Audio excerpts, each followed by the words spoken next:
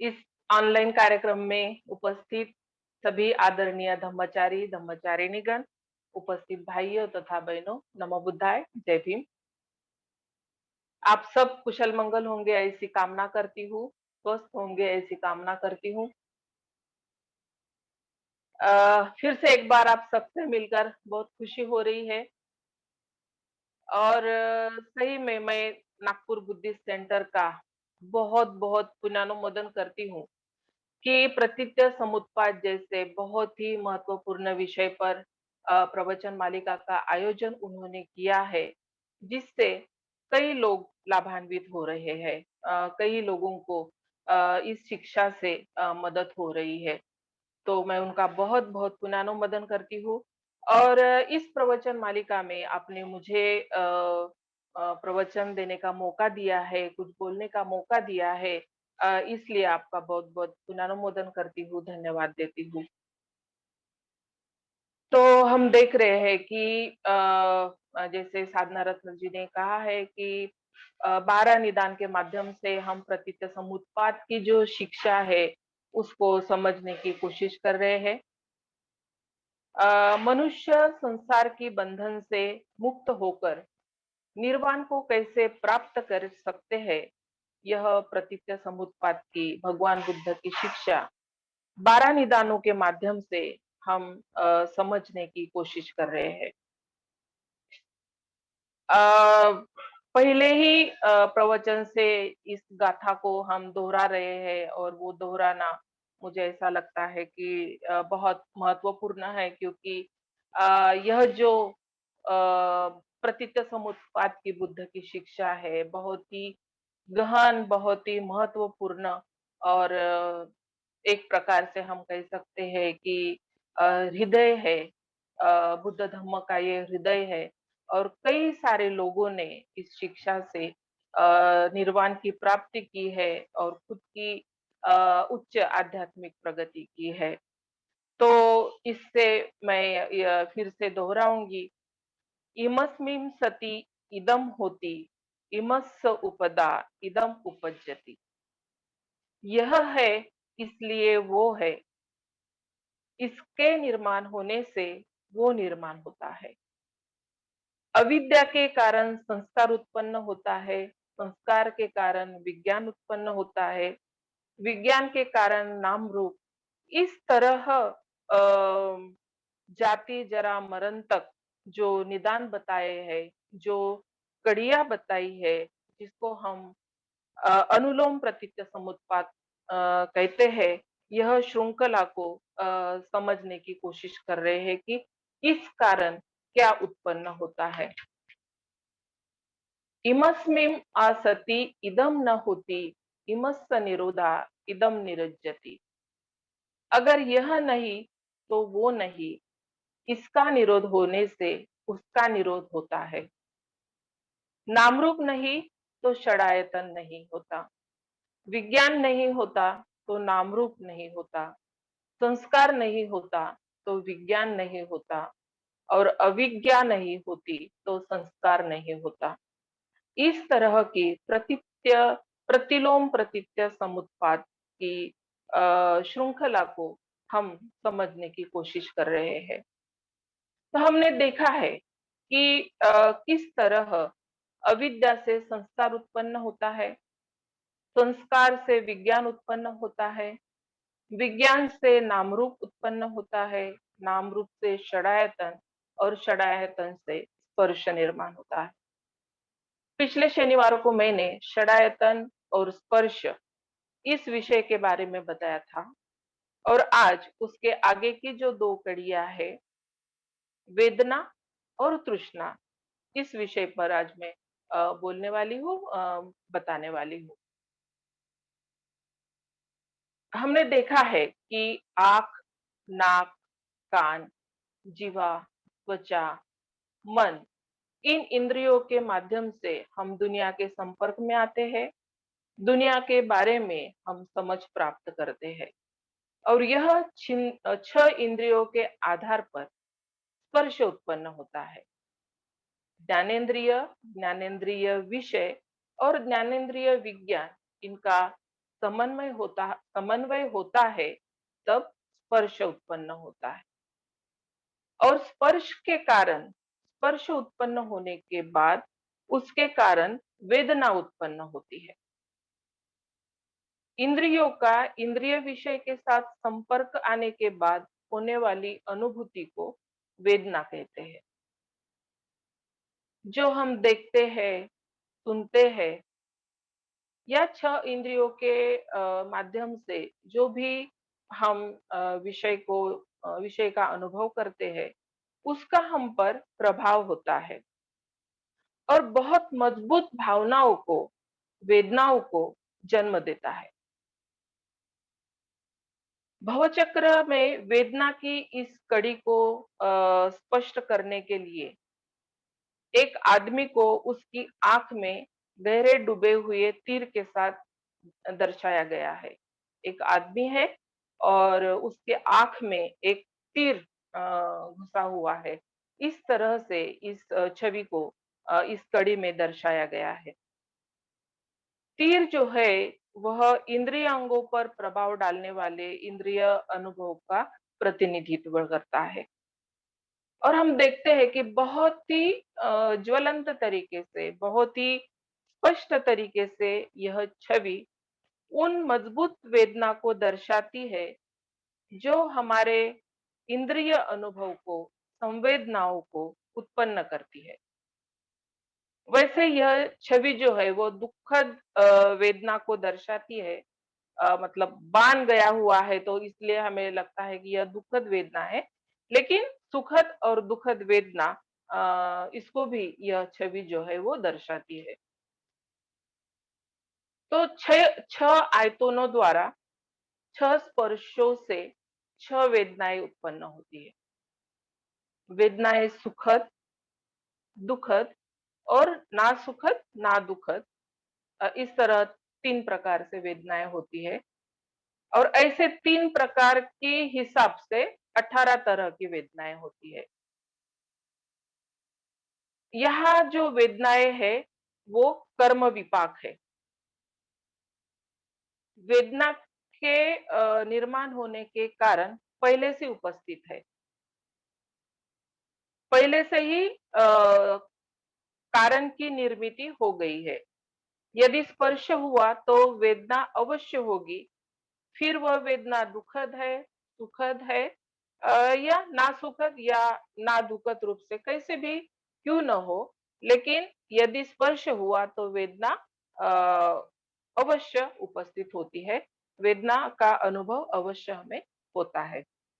सुख और दुख का अनुभव अलग-अलग स्तर पर हम करते हैं। प्रत्यक्ष शारीरिक संवेदना से लेकर मुक्ति के उच्च आनंद तक कई अलग-अलग स्तरों पर हम सुख और दुख का अनुभव करते हैं। वेदनाओं का जो अनुभव है निरंतर चलते रहता है। मतलब हर वक़्त हम इस वेदनाओं का अनुभव करते हैं। मतलब हम जब जागते रहते हैं, तब भी करते हैं और सोने के बाद भी जब हम नींद में होते हैं, सपनों में होते हैं, तब भी हम कुछ न कुछ वेदनाओं का मन के द्वारा हम अनुभव करते हैं। तो हमारे अंदर जो वेदनाएँ उत्पन्न होती है, उसकी जागृति रखना बहुत आवश्यक और बहुत महत्वपूर्ण बात है।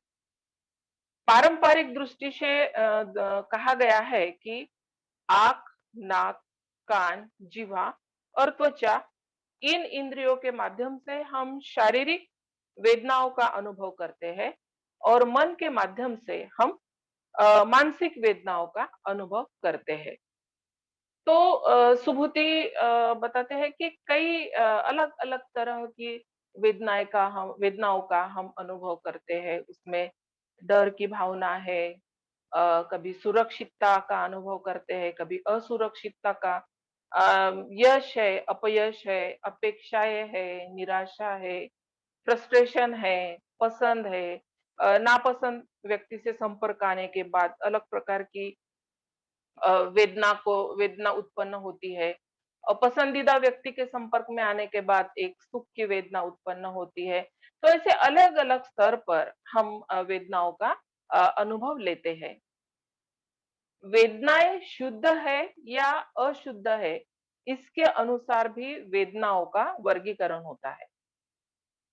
शुद्ध और अशुद्ध वेदना का मतलब है स्वार्थी या निस्वार्थी वेदना। कुछ वेदनाएँ हमसे कसकर जकड़ी हुई होती है, कसकर पकड़ी हुई होती है और इसलिए अगर कोई सुखद अनुभव आता है, तो हम उसे तीव्र प्रतिक्रिया देते हैं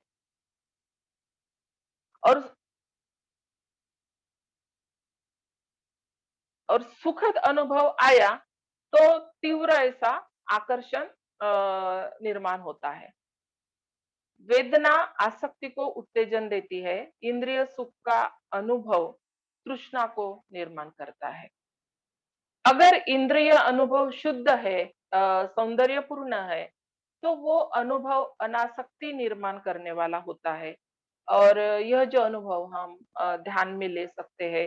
ध्यान में जो सुख का अनुभव लेते हैं, वो अनासक्ति की तरफ लेकर जाने वाला होता है। कभी-कभी हम प्रकृति के सानिध्य में आते हैं, अगर प्रकृति को जैसे है वैसा देखने की कोशिश करते हैं, तब भी हम इस तरह का अनासक्ति पूर्ण जो आनंद है उस सौंदर्य का वो लेते हैं।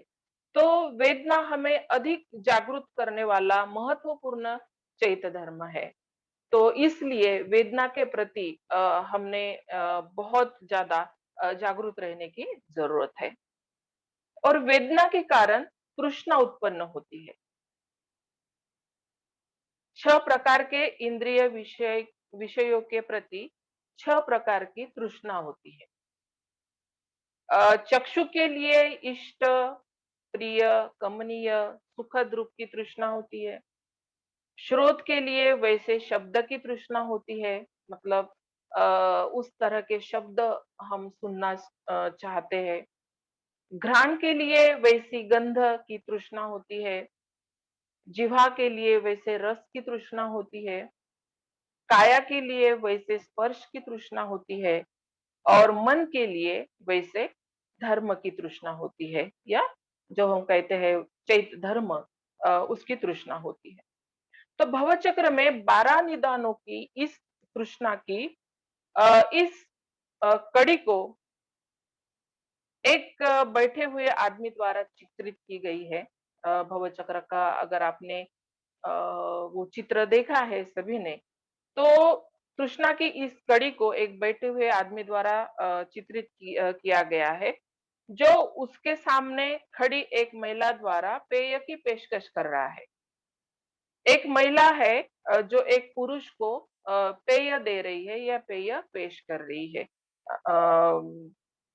कभी हम उसे देखकर लगता है कभी वो जल दे रही है, कभी शराब दे रही है या जो भी दे रही है, लेकिन वो कुछ पेय उस अ, आदमी को पेश करती है।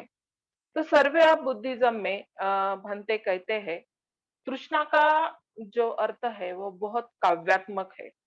यह किसी तरह की दार्शनिक परिभाषा नहीं है, फिलोसॉफिकल परिभाषा नहीं है। भगवान बुद्ध जानबूझकर काव्यात्मक शब्दों का उपयोग करते हैं और काव्यात्मक शब्दों के उपयोग से तृष्णा की जो तीव्रता है उसको दर्शाने की कोशिश करते हैं। तो भंते यहाँ कहते हैं खास करके तृष्णा किसको कहेंगे? तो भूख, प्यास, उत्तेजना की लालसा, अतृप्त लालसा का ताप, यह तृष्णा है। और जब तक निर्वाण के शीतल जल से इस आग को, इस ताप को बुझाया नहीं जाता, तब तक यह जो अग्नि है, वो भड़कती रहती है, यह तृष्णा है। और तृष्णा को तन्हा कहते हैं, मतलब प्यास। तृष्णा 3 प्रकार की बताई गई है। एक है काम तृष्णा, दूसरी है भव तृष्णा और तीसरी है विभव तृष्णा। तो काम तृष्णा क्या है?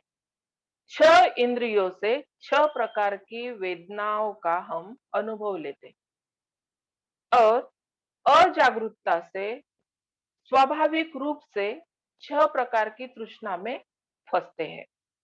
अविद्या की जो अवस्था हमने देखी है, जैसे भंते बताते हैं कि जिसने शराब पी है और उसको कुछ समझ में नहीं आ रहा है कि वो क्या कर रहा है, इस तरह से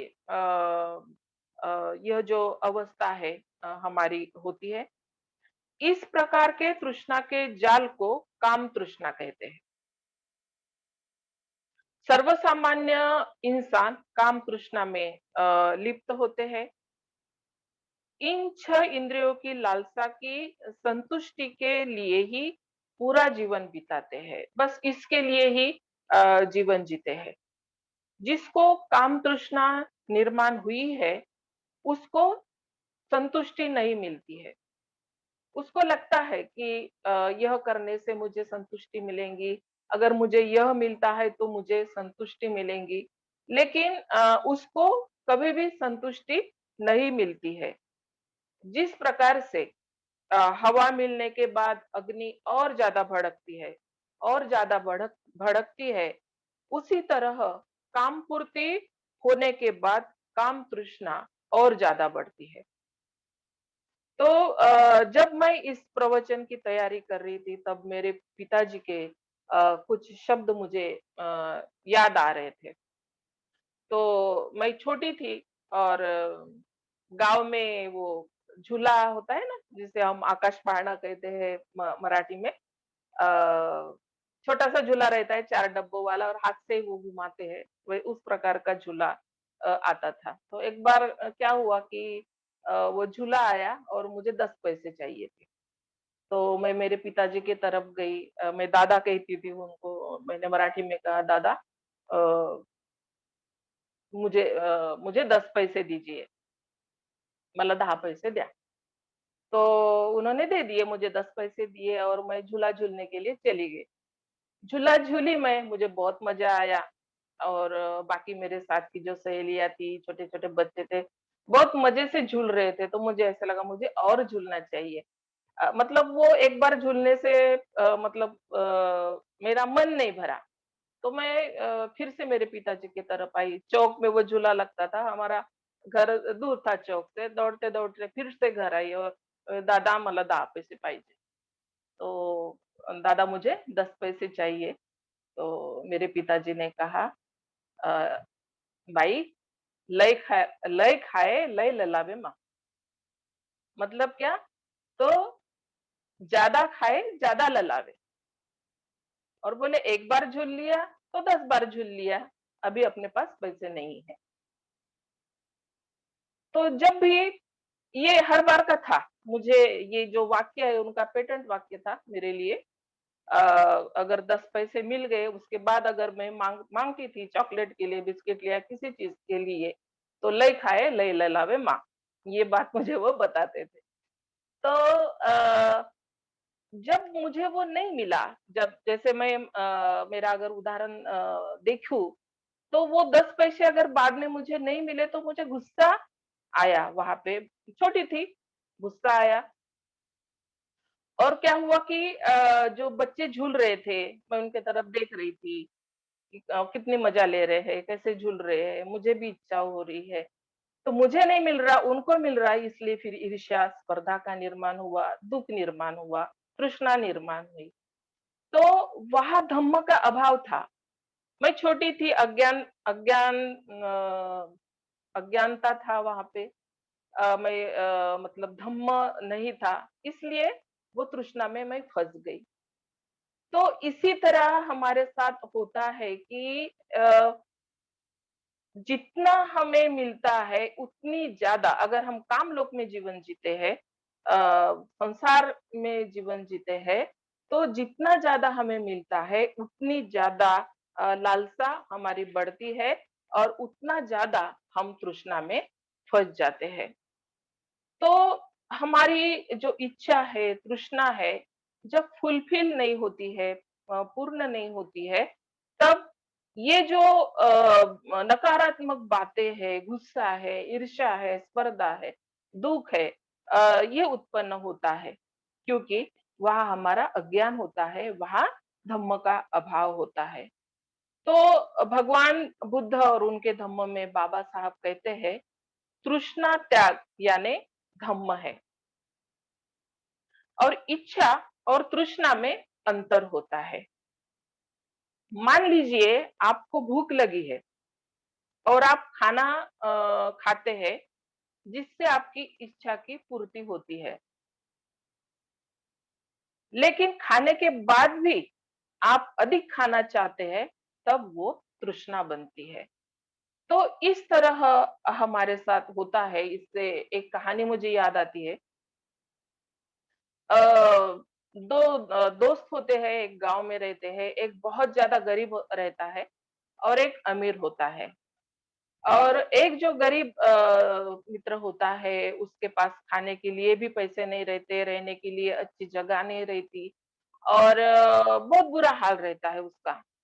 और एक जो दोस्त है वो उसके पास बहुत ज्यादा जमीन है, वो बहुत सुखी होता है और सभी चीजें उसके पास होती है।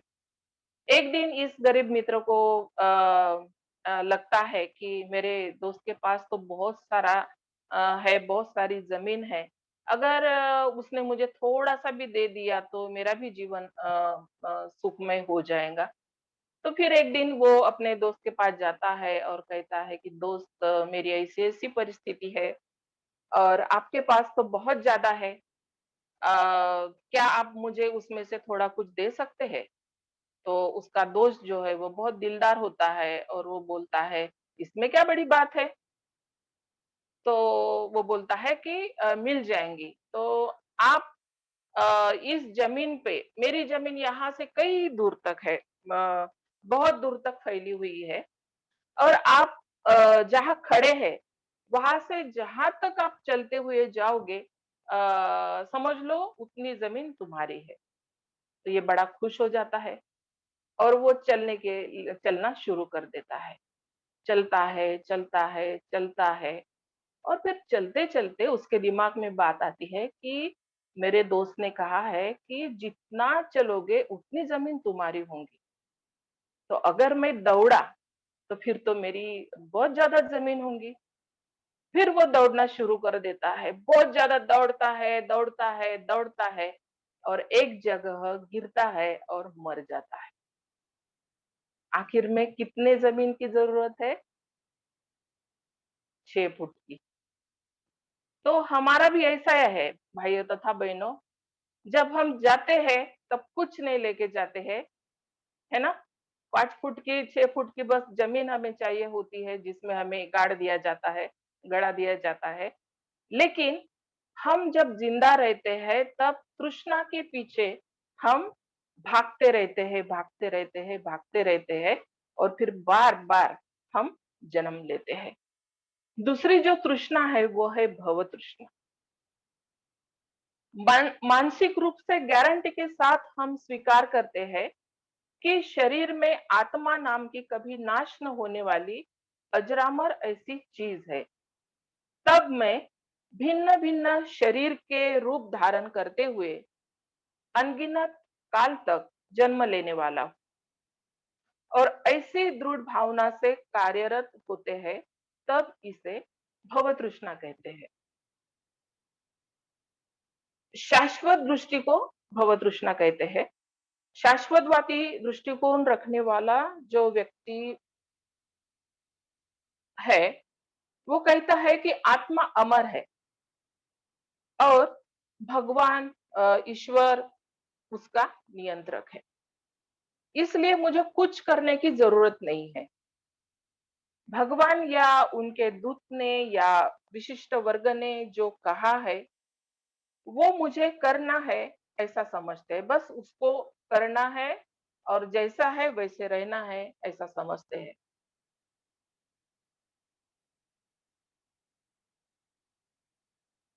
तो भगवान या उनके दूत ने या सॉरी, तो जो कुछ भी होता है उसमें भगवान की मर्जी है। अभी ये कोरोना चल रहा है, कोरोना भी भगवान की मर्जी है। अभी मुझे जिंदा रखना है या मारना है, ये कोरोना देवी के हाथ में है, ऐसा समझते हैं। इस शाश्वत दृष्टिकोण की वजह से हम अपने प्रयासों को रोकते हैं। एक मनुष्य करके हम में जो क्षमता है वो नहीं करते, अपनी खुद की जिम्मेदारी नहीं लेते और प्रयासों को छोड़ देते हैं। एक प्रकार से गुलामी का जीवन जीते हैं। और भव तृष्णा में एक विशिष्ट परिस्थिति में रहने की हमारी इच्छा होती है। वह स्थिति रहेगी तो मैं सुखी हो जाऊंगी या सुखी हो जाऊंगा। ऐसा पति मिला, ऐसी पत्नी मिली तो मैं सुखी हो जाऊंगी। एक प्रकार से कल्पना की दुनिया में जीते हैं। शाश्वतवाद जो दृष्टिकोण है वो तृष्णा से कनेक्टेड है, तृष्णा से संबंधित है। और तीसरी जो तृष्णा है वो है विभव तृष्णा।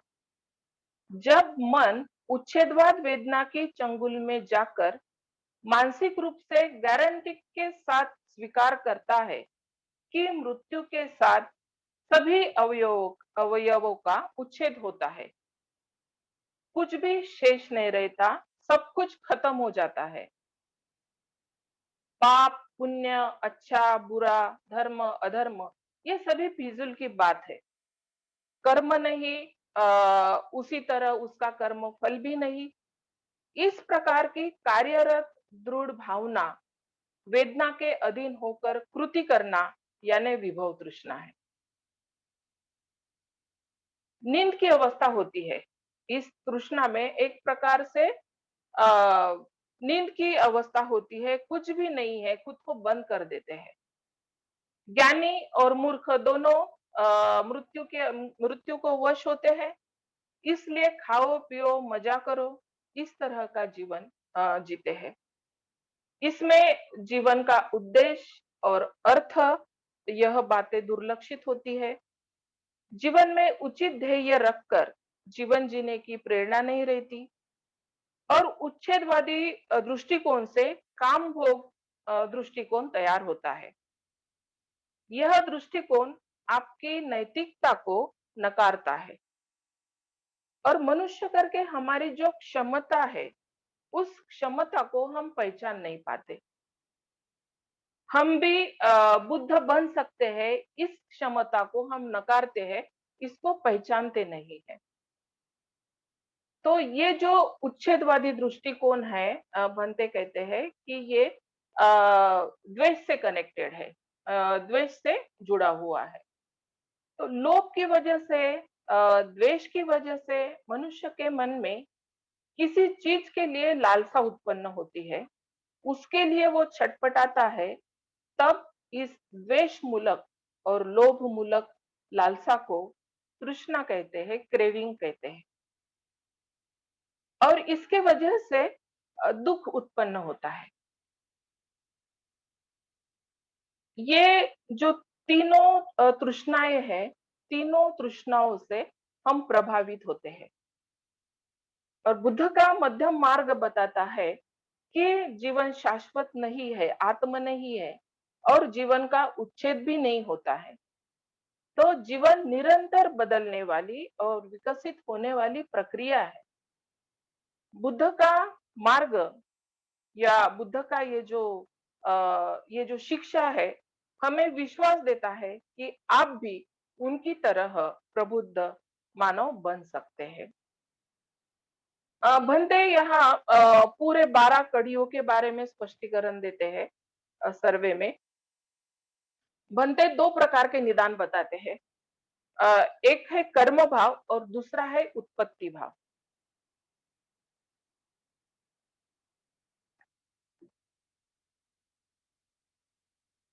तो तीसरे से सातवें तक के जो निदान है, विज्ञान से वेदना तक, यह वर्तमान जीवन की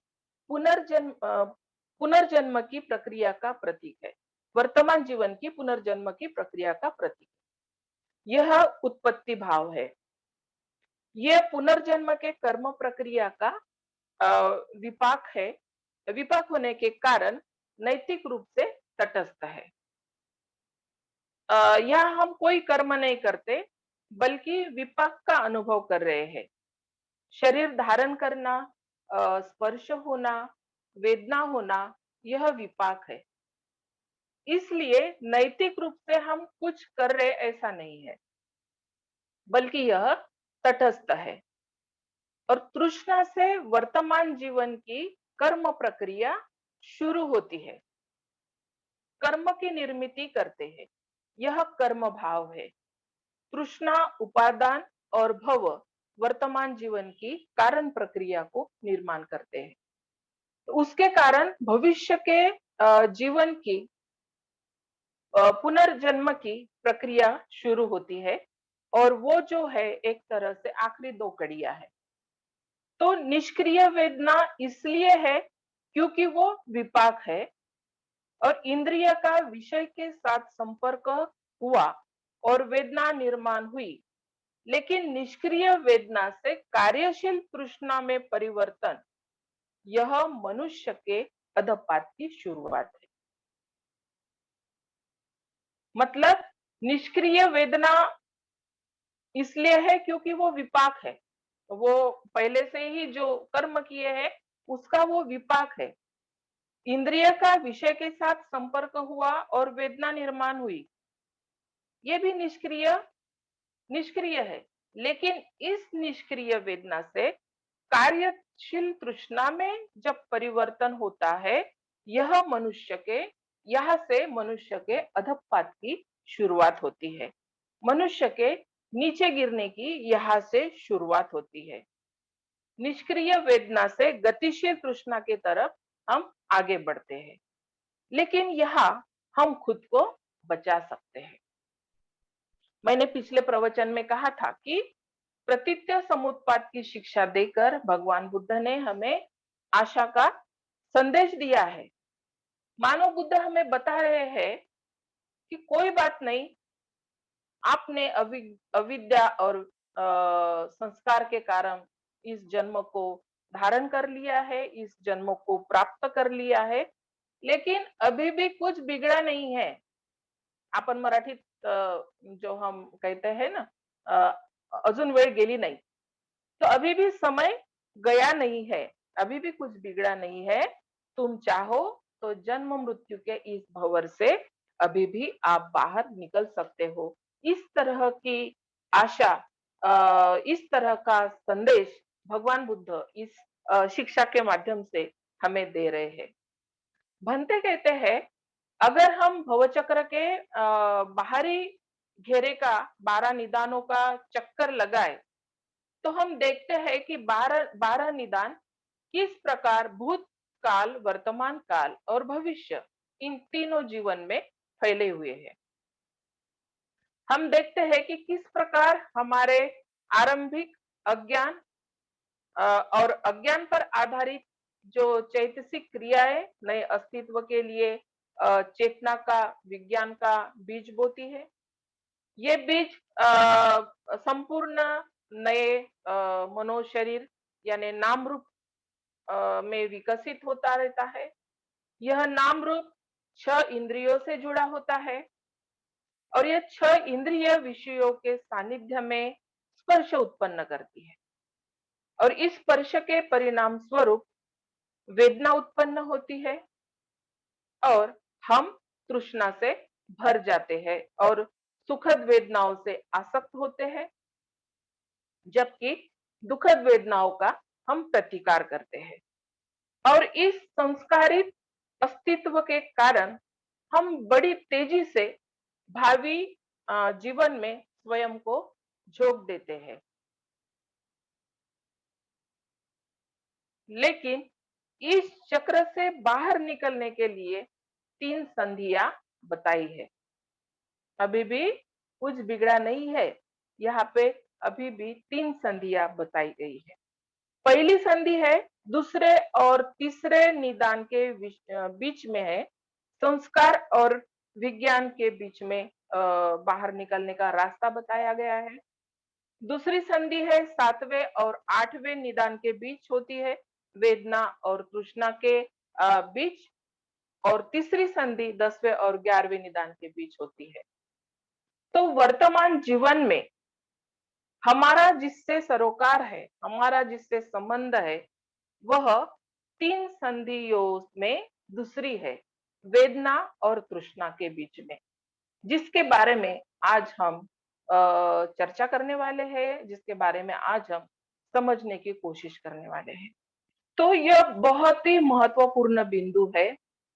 यह एक ऐसा बिंदु है जहां पर पूर्णतः गलत मार्ग का अनुसरण करके एक बार और भवचक्र का गोल चक्कर लगाते हैं, या सही मार्ग का अनुसरण करके ऊर्ध्वगामी मार्ग पर हम जा सकते हैं। भंते यहाँ कहते हैं, वेदना और तृष्णा के बीच का अंतर है, वेदना और तृष्णा के बीच का जो अंतर है, वो धम्म जीवन का युद्ध क्षेत्र है। क्या कहते हैं? वो धम्म जीवन का युद्ध क्षेत्र है। ये जो गैप है वेदना और तृष्णा के बीच की, यह धम्म जीवन का युद्ध क्षेत्र है। और इसलिए कहते हैं ना कि धम्म जीवन जीना जो है लेचे पेचे का काम नहीं है, ये वीरों का काम है। यहाँ वीरता की जरूरत होती है, जो इस युद्ध क्षेत्र में लड़कर वो ऊर्ध्वगामी मार्ग पर जा सके। तो वेदना के बाद तृष्णा उत्पन्न नहीं होने देना, यह सबसे बड़ी जीत है, ऐसा भंते कहते हैं। हजार लोगों पर हजार बार जीत हासिल करने से भी यह बड़ी जीत होती है। तो जो कोई भी इस युद्ध क्षेत्र में पराभूत होता है, इस गैप में, इस युद्ध क्षेत्र में पराजित होता है, उसकी अधोगति होती है। और जो इस युद्ध क्षेत्र में जीतता है, वह सुगति प्राप्त करता है। तो लिविंग एथिकली इस प्रवचन में भंते जी लैंगिक तृष्णा के बारे में बताते हैं, लेकिन हम जो सभी प्रकार की जो 6 इंद्रियों की जो तृष्णा है, लालसा है, इसको यह जोड़कर हम देख सकते हैं। तो 3 चूहों की बात भंते कहते हैं। 3 चूहे होते हैं। पहला चूहा जो है, वो पनीर का टुकड़ा देखता है और उसको देखकर बहुत लालायित होता है। आव नहीं देखता, ताव नहीं देखता, और पनीर के टुकड़े के पीछे वो जाता है और जाल में फंस जाता है और उससे निकलता नहीं। ध्यान से सुनिए, हाँ, ये जो 3 चूहे मैं बताने वाली हूँ, इसको ध्यान से सुनिए। तो पहला चूहा है, पनीर का टुकड़ा देखता है और उसको उसको देखकर लालायित होता है और पनीर के टुकड़े के पीछे जाता है और जाल में फंस जाता है, उससे निकलता नहीं। दूसरा चूहा है, पनीर का टुकड़ा देखता है, उसके पीछे भी जाता है, लेकिन जाल में फंसता नहीं, क्योंकि वो जागरूक रहता है, इसलिए वो जाल में फंसता नहीं। और तीसरा जो चूहा है, वो पनीर का टुकड़ा देखता है, लेकिन उसके पीछे नहीं जाता और इसलिए निश्चित रूप से वो जाल में नहीं फंसता। तो वो पनीर का टुकड़ा और जाल दोनों से दूर रहता है। तो ये 3 चूहे में कौन सा चूहा पसंद आया आपको? देखिए, हाँ, खुद को पूछिए कि कौन सा चूहा अच्छा है। तो यहाँ पे एक दिलचस्प बात बुद्ध बताते हैं, क्योंकि ये बुद्ध की कहानी से ही भंते ने ये कहानी हमें बताई है। बुद्ध अलग प्रकार से ये कहानी बताते हैं, लेकिन भंते उसके आधार पर 3 चूहों की कहानी लिविंग एथिकली में बताते हैं।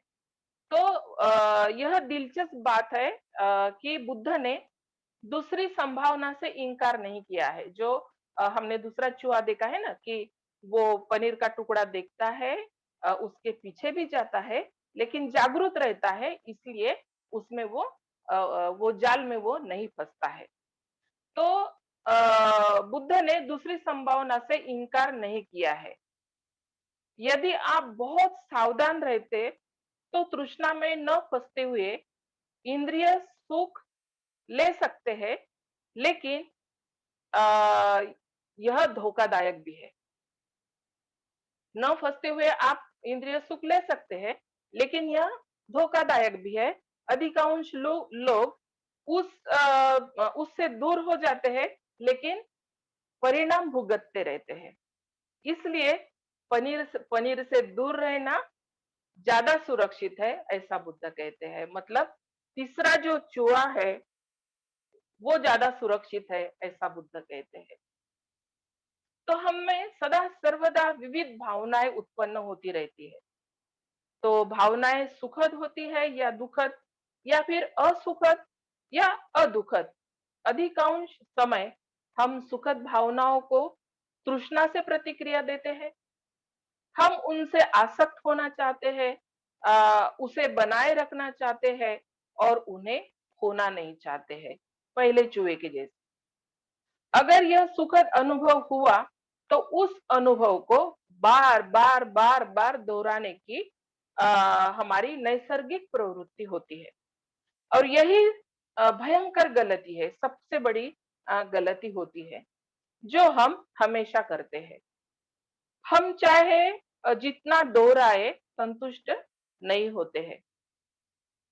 अगर भावनाएं दुखद या अप्रिय है, तो उन्हें स्वयं से दूर ढकेलने की सहज प्रवृत्ति होती है, उसको हम दूर ढकेल देते हैं।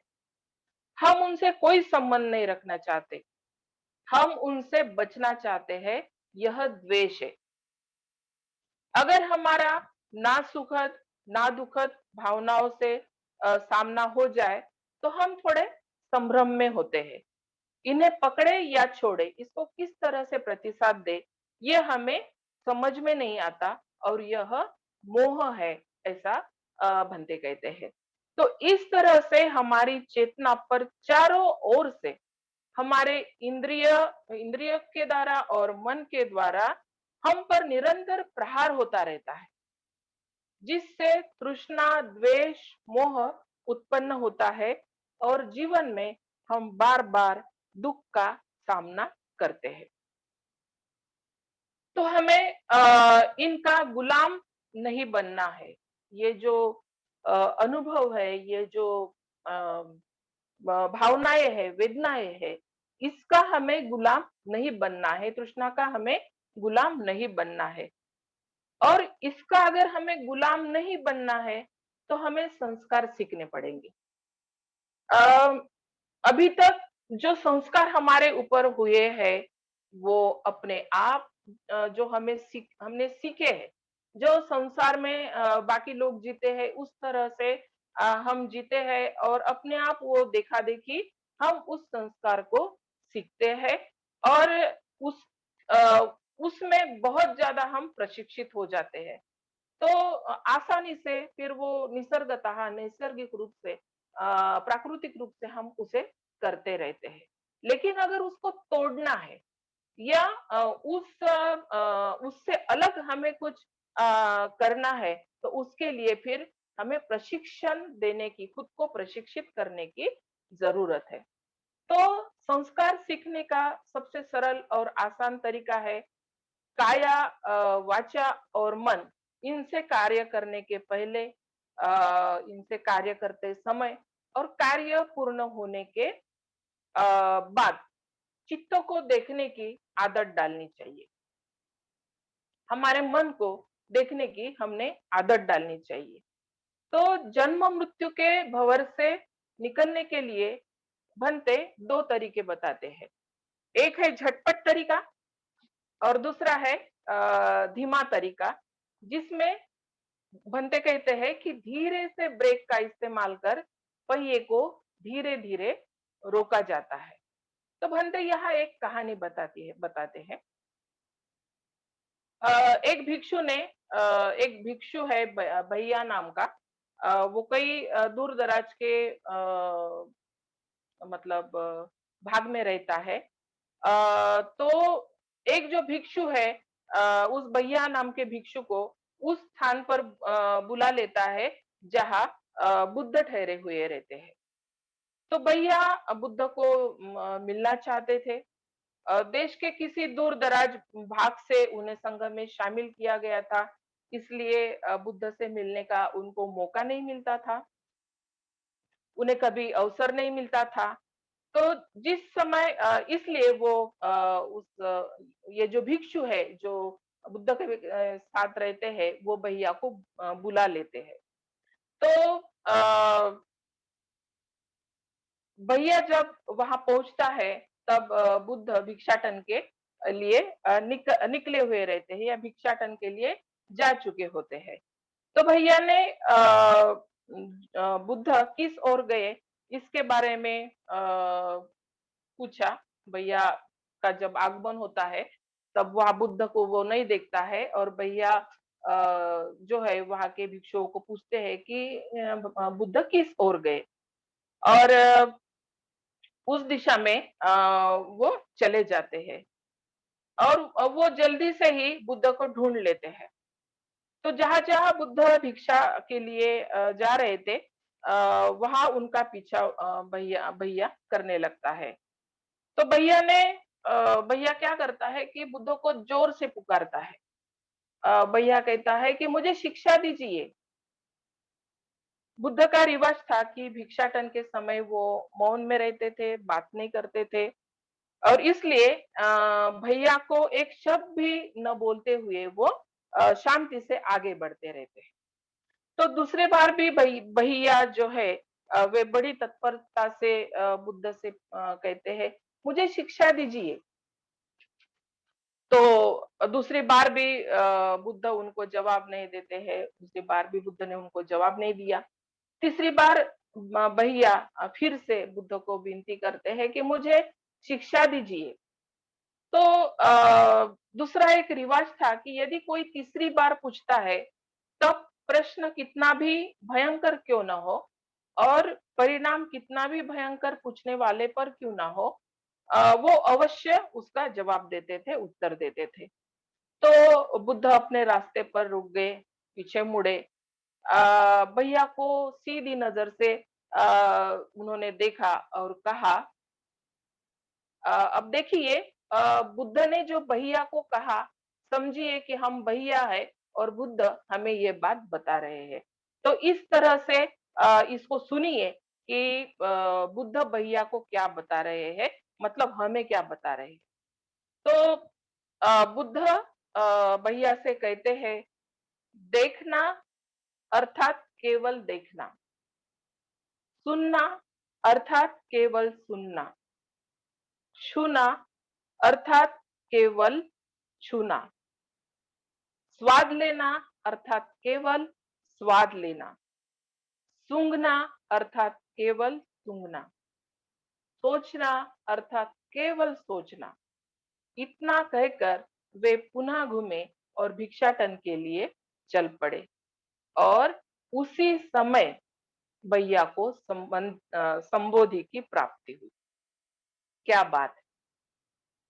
मतलब इतने जो शब्द है बुद्ध से उन्होंने सुने, और उनको बुद्ध संबोधि की प्राप्ति हुई। यह है झटपट तरीका। वास्तव में बुद्ध यहाँ कह रहे थे, प्रतिक्रिया मत दो, सुनना अर्थात केवल सुनना। अगर आवाज आपके कानों को टकराती है, वह केवल आवाज है, उस पर प्रतिक्रिया देने की जरूरत नहीं है। उसी प्रकार सूंघना, चखना, छूना, सोचना इत्यादि जैसा अनुभव है, उसे वैसा ही रहने दीजिए। भंते कहते हैं कि यह अगर आप कर सके, तो एक ही झटके में संपूर्ण संसार को आप तहस नहस कर सकते हैं। तो हमें लग सकता है कि यह तरीका बहुत कठिन है, असंभव है, लेकिन ऐसे कई उदाहरण हम बुद्ध के काल की जो कहानियां सुनते हैं, तब हम देखते हैं कि बुद्ध केवल फल फूल पकड़ के रखते थे और किसी को संबोधि की प्राप्ति होती थी। बुद्ध केवल कुछ शब्द बोलते थे तो किसी को संबोधि की प्राप्ति होती थी। तो इस तरह झटपट तरीका जो बिल्कुल क्विक वो होता था, तो उस तरह का जो तरीका है हमें मुश्किल लग सकता है, असंभव लग सकता है, लेकिन नामुमकिन नहीं है। और दूसरा धीमा मार्ग जो है भंते बताते हैं, धीमा मार्ग जो है वो आर्य अष्टांगिक मार्ग है, ऊर्ध्वगामी चक्राकार मार्ग है। उसका आचरण करके हम भव चक्र से बाहर निकल सकते हैं। बुद्ध की जो भी शिक्षाएं है उसका आचरण करके हम भव चक्र से बाहर निकल सकते हैं। तो धारदो रिम्पोचे जो है भंते के गुरु, वे कहते हैं, चेरिश द डॉक्ट्रिन। बुद्ध का जो धम्म है उसको संजोए रखिए, धम्म को अपने मन में बनाए रखिए, आप धम्म के साथ रहिए, धम्म को अपने मन से दूर मत कीजिए। तो ऊर्ध्वगामी चक्राकार मार्ग हमें तेजी से निर्वाण तक लेकर जा सकता है अगर हम धम्म का आचरण करते हैं। तो जिसके कारण हम बार बार जन्म ले रहे हैं उसको देखने की जरूरत है।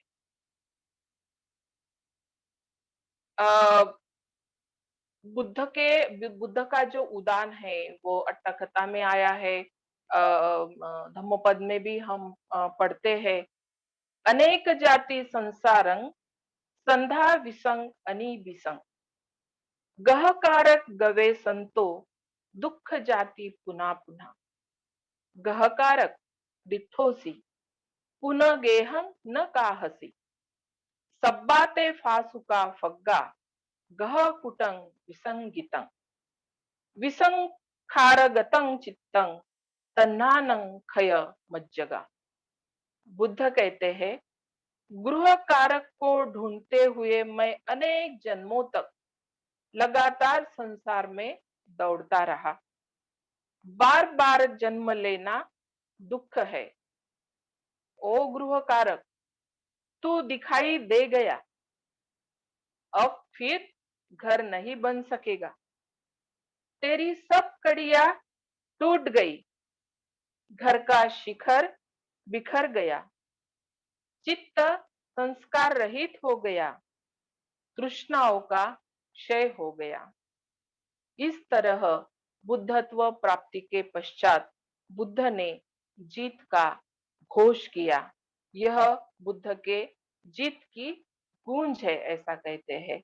बुद्ध के जीत का गान है, सॉन्ग ऑफ विक्ट्री, ऐसा कहते हैं। तो बुद्ध ने जब यह सब देख लिया, बुद्ध ने जब दुख मुक्ति के मार्ग की खोज की, तो बुद्ध घोष के अनुसार ये बुद्ध के पहले शब्द है, ऐसा कहते हैं, जो बुद्धत्व प्राप्ति के बाद बुद्ध ने कहे हैं। बुद्ध अपने शिष्यों को बताते हैं कि वे कैसे चक्राकार मार्ग में घूम रहे थे, संसार में कैसे बार बार घूमते रहे। सिद्धार्थ गौतम जो है किसी खोज में थे, गृहकार को ढूंढ रहे थे, लेकिन मिल नहीं रहा था। दुखदायक है जन्म पुनः पुनः, उन्होंने प्रत्यक्ष अनुभव से देखा कि जन्म दुखदायक है। तो बुद्ध ढूंढने की कोशिश कर रहे हैं कि कौन है जो बार बार घर बना रहा है। तो वे स्वयं घर थे, हम भी स्वयं घर है। इस गाथा में हम देखते हैं कि कौन से भिन्न भिन्न दो बल है, शक्ति है, जो यहाँ काम कर रही है। तो एक शक्ति है कि कोई है जो इस घर को बार बार बना रहा है, जो दुखदायक है। और दूसरी शक्ति है, वहां पे प्रबल चाह है कि कौन घर बना रहा, इसे खोजने की। हमारे लिए महत्वपूर्ण है कि इन दोनों बलों को पहचाने। मतलब जो घर बना रहा, जो गृह कारक है, वो कौन है, इसकी खोज करने की जरूरत है। और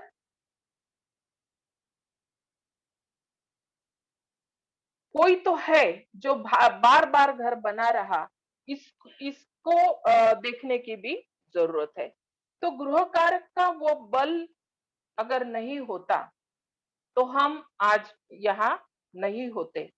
हमें इसे पहचानने की जरूरत है कि कोई ऐसा बल है जो बार बार यह घर बना रहा है, हमें बना रहा है, और हमें भी उसकी खोज है। बुद्ध को जैसे उसकी खोज थी कि कौन है जो बार बार घर बना रहा है, वैसे ही हमें भी उसकी खोज है कि कौन यह जो घर है वो बार बार बना रहा है।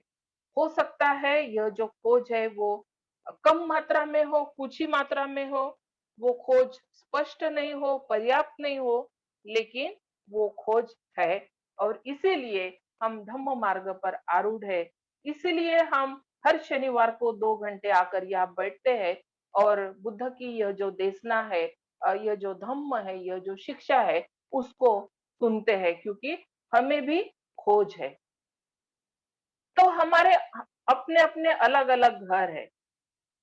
हमें खोजना है कि कौन बना रहा है। मैं यहाँ मेरा स्वयं का उदाहरण देना चाहूंगी कि अ, मुझ में बहुत ज्यादा डर था। डर की जो भावना है बहुत ज्यादा थी।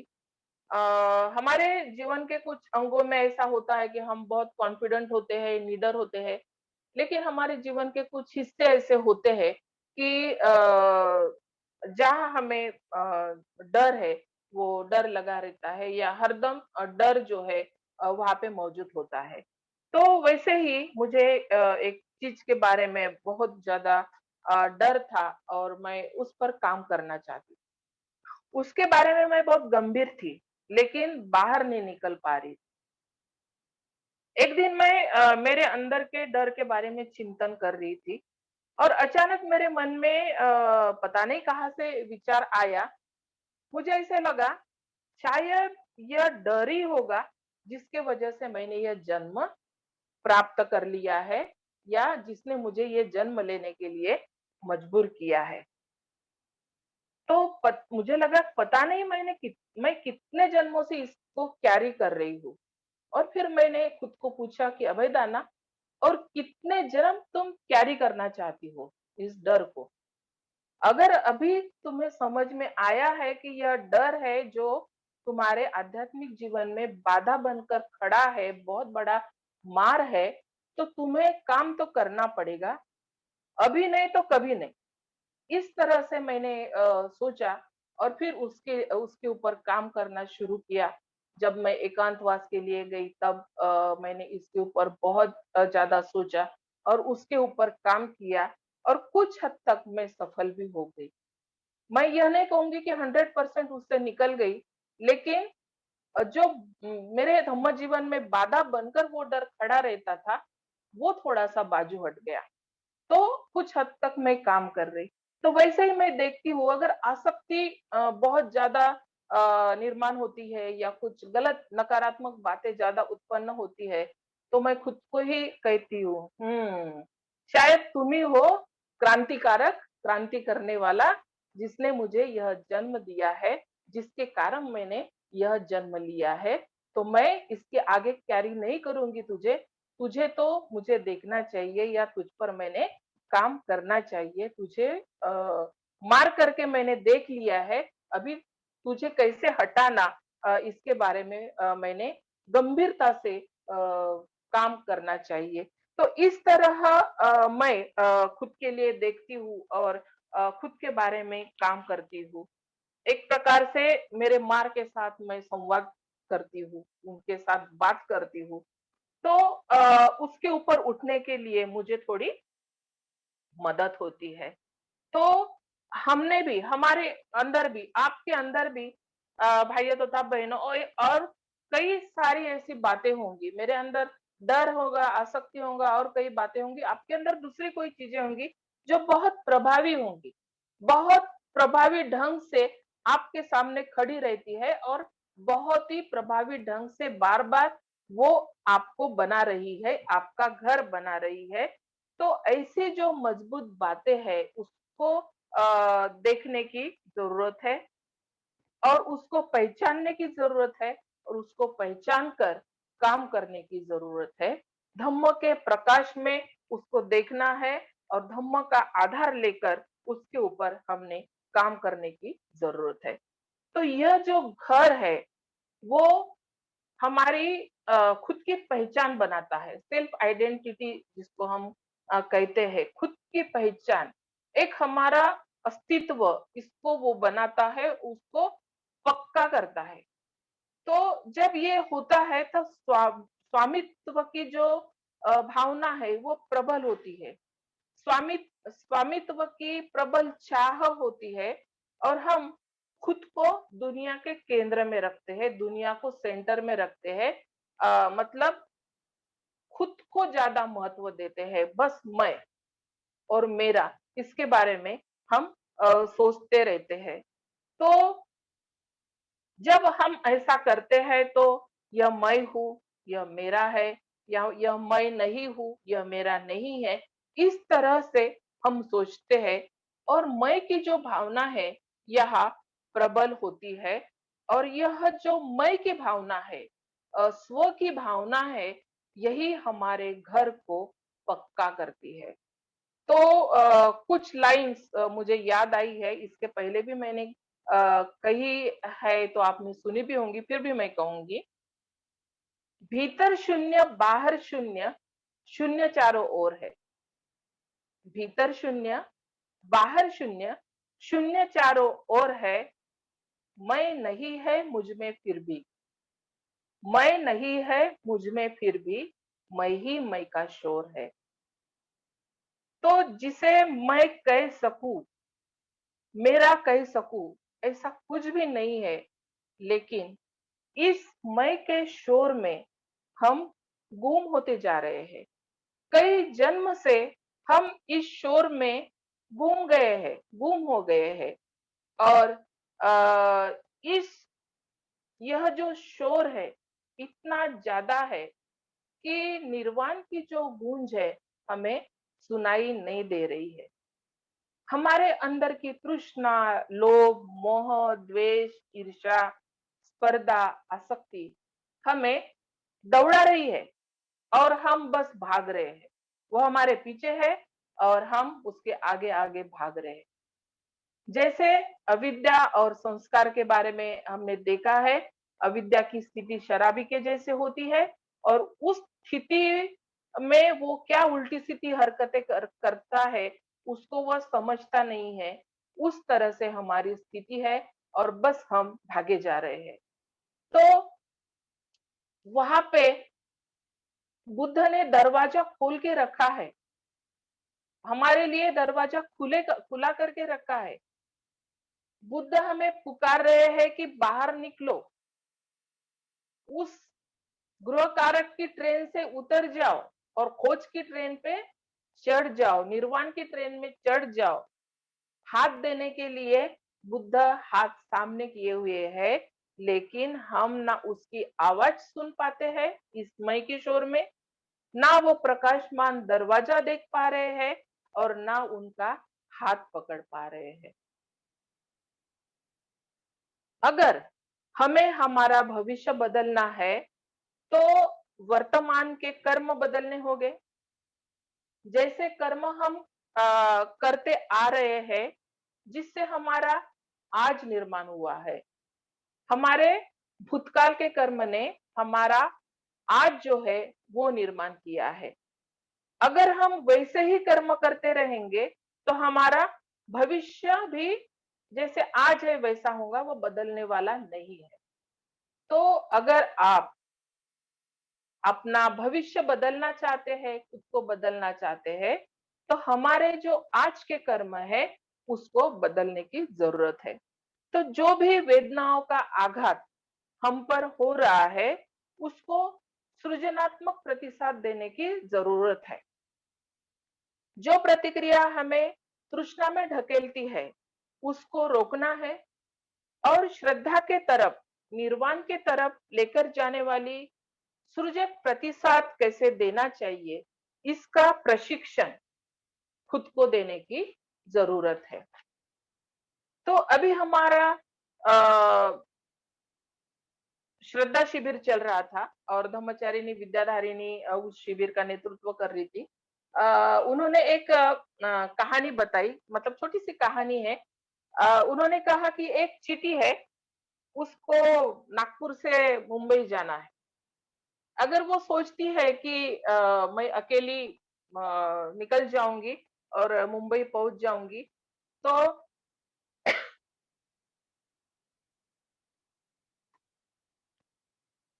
तो शायद कई जन्म उसको लग सकते हैं मुंबई पहुंचने के लिए। लेकिन अगर वो किसी कपड़ों के मतलब जो कोई नागपुर से मुंबई जा रहा है उसके कपड़ों पर अगर वो चढ़ जाती है, अगर वो ट्रेन, तो वो जल्दी से पहुंच जाएंगी। मतलब अगर वो ट्रेन से जाती है तो कुछ घंटों में पहुंच जाएंगी, अगर वो प्लेन से जाता है, विमान से जाता है, तो 1.5 2 घंटे में वो पहुंच जाएंगी। तो अ, अगर हमें निर्वाण तक जल्दी पहुंचना है और हमें लगता है कि मैं अकेला जा सकता हूँ, मुझे धम्म की जरूरत नहीं, बुद्ध की जरूरत नहीं, मैं अकेला चला निकलूंगा तो मैं पहुंच जाऊंगा, तो ये शायद मुश्किल है। तो इसलिए हमें अगर निर्वाण तक अगर जल्दी से पहुंचना है, तो बुद्ध की उंगली को कसकर पकड़िए और बुद्ध की उंगली को बिल्कुल मत छोड़िए, तो निश्चित रूप से आप जन्म और मृत्यु के भंवर से निकल जाओगे। भव सागर पार करना हमारे लिए आसान होगा।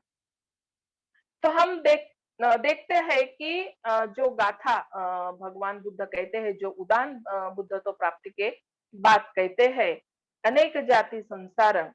तो हम देखते हैं कि दो भिन्न भिन्न शक्ति है जो यहाँ काम कर रहे हैं। एक शक्ति है कि कोई बार बार घर बना रहा है जो दुखदायक है, और दूसरी शक्ति है कि प्रबल चाह है कि घर कौन बना रहा है इसे खोजने की। तो भव चक्र में 12 निदान जीवन के जो 2 मार्ग है हमें दिखा रहे हैं। ये जब 12 निदान की हम चर्चा कर रहे हैं, इसकी स्टडी कर रहे हैं, तो 2 जीवन मार्ग हमें बता रहे हैं। एक जो जीवन है वो है जन्म से मृत्यु तक जाने वाला, और दूसरा जो जीवन है वो है जन्म से निर्वाण तक का। तो जो हमारे वर्तमान जीवन में वेदना और तृष्णा के बीच से निकलता है रास्ता, आ, वो जो है वो दूसरा मार्ग है जन्म से निर्वाण तक का, वहां से जाता है। और 2 मार्ग पर चलने वाली 2 ट्रेन है। एक है गृहकार की ट्रेन और दूसरी है खोज की ट्रेन। तो एक ट्रेन का जो ट्रैक है वो चक्राकार है, और वो ट्रेन घूमती रहती है, कहीं नहीं जाती। आप गाड़ी में बैठते हैं, ट्रेन चलती है और उसी स्टेशन पर आ जाती है। और दूसरी जो ट्रेन है वो निर्वाण की ओर जाती है, प्रगति की ओर जाती है। अब आप पे निर्भर है भाइयों तथा बहनों कि आप गृह कारक की ट्रेन में बैठते हैं या खोज रहा है वो खोज की ट्रेन में बैठते हैं। तो इस पार या उस पार हमारा बल डालते हैं, उसी से हमारा धम्म जीवन चलता है। तो मुझे बुद्धत्व चाहिए, मैं पुनर्जन्म नहीं लेना चाहता या पुनर्जन्म नहीं लेना चाहती, केवल इतना ही सोचना पर्याप्त नहीं है। मैं इस जन्म मृत्यु के भंवर से निकलना चाहती, निर्वाण तक पहुंचना चाहती या निर्वाण तक पहुंचना चाहता, केवल इतना ही सोचना पर्याप्त नहीं है। तो इसके लिए मेरा अगला कदम क्या होना चाहिए, इसके बारे में हमने सोचने की जरूरत है, इसके बारे में हमने सोचना चाहिए। बहुत बार हम सोचते हैं कि मुझे ये करना है, मुझे वो करना है, लेकिन उसके लिए मैं कौन सा कदम उठाने वाला हूँ या उठाने वाली हूँ, यह नहीं सोचते, और यही गड़बड़ी हो जाती। तो अगर आध्यात्मिक विकास के लिए आप गंभीर है, अगर आध्यात्मिक विकास के लिए आप गंभीर है तो एक्टिव प्लान चाहिए। हर क्षण, हर कदम, प्रक्रिया, प्रोसेस महत्वपूर्ण है। अगला कदम मेरा क्या होना है, होना चाहिए, इसके लिए प्रक्रिया या प्रोसेस की जरूरत है। तो हमारे जीवन में उचित उद्देश्य होना बहुत जरूरी है, और उचित उद्देश्य को प्राप्त करने के लिए उचित कर्म की जरूरत है। तभी हम उचित फल प्राप्त कर सकते हैं। तो क्षण प्रतिक्षण कोई हमारा घर बना रहा है, उसके ऊपर नजर रखने की जरूरत है। गृहकार घर बनाने में कामयाब हो रहा है या होता है क्योंकि हम उसे देख नहीं पाते हैं। हम जीवन से मूर्ख बनते हैं जब हम यह जानते हैं कि यह घर क्यों और कौन बना रहा है, तो मार को दुम दबा के भागना पड़ता है। संसार के सुख हमें मूर्ख बनाते हैं। अगर हमें पति से सुख मिल रहा, पत्नी से सुख मिल रही, गाड़ी बंगला घर है, या बच्चे हैं, तो इसमें अगर हम सुख ढूंढ रहे हैं, तो यह जो सुख है हमें जन्मों जन्मों से मूर्ख बनाते आ रहे हैं। यह संसार नित्य है, आत्म है, सुरक्षित है, यह मानना भ्रम है, अज्ञान है और झूठ है। अपने आप को हम झूठ बताते हैं कि यह जो जीवन है यह नित्य है।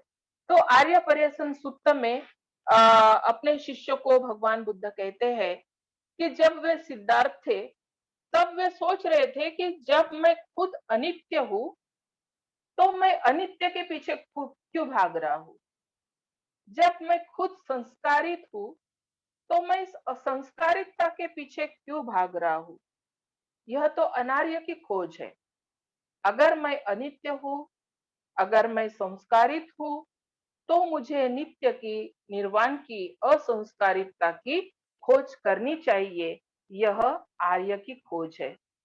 तो भाइयों तथा बहनों, बुद्ध ने गृह कारक को ढूंढ लिया और उसे उद्ध्वस्त कर लिया। गृह कारक नहीं तो गृह नहीं। बुद्ध की खोज यहाँ समाप्त हुई, और बुद्ध ने हमें भी इस शिक्षा को देकर हम भी उनके तरह अपना घर उद्ध्वस्त कर सकते हैं और निर्वाण को प्राप्त कर सकते हैं। इसका मार्ग हमें बताया है। तो मैं आप सभी को शुभकामनाएं देती हूँ कि बुद्ध की इस महान शिक्षा से आप भी अपने गृह कारक को ढूंढने में कामयाब हो, और उसकी सब कड़ियां तोड़कर निर्वाण की प्राप्ति हो, और जो सच्चा सुख है, सच्ची सुरक्षितता है, आपको प्राप्त हो। आपने मुझे शांति से सुना, इसलिए आपका मैं बहुत बहुत धन्यवाद देती हूँ, आपका पुण्यानुमोदन करती हूँ। बुद्ध की प्रकृति समुत्पाद की शिक्षा भाइयों तथा बहनों आसान नहीं है। इसके लिए सही में दृष्टि की जरूरत है, लेकिन मेरी क्षमता के अनुसार मैंने इसको बताने का प्रयास किया है। नागपुर बुद्धिस्ट सेंटर ने मुझे यह देने का मौका दिया है, इसलिए मैं उनका पुण्यानुमोदन करती हूँ और उनको धन्यवाद देती हूँ। और मैं यहीं पे रुकती हूँ। बहुत बहुत धन्यवाद। जय भीम।